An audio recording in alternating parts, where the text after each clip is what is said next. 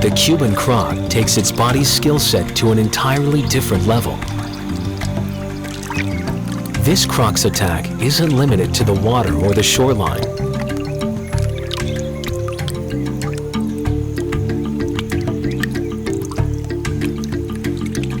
As it moves through the water, its eyes are focused on the trees above.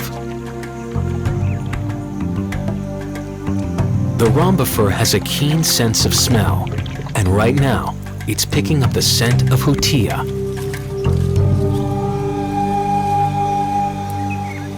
In Cuba, there's a tree-dwelling rat that grows as big as a house cat.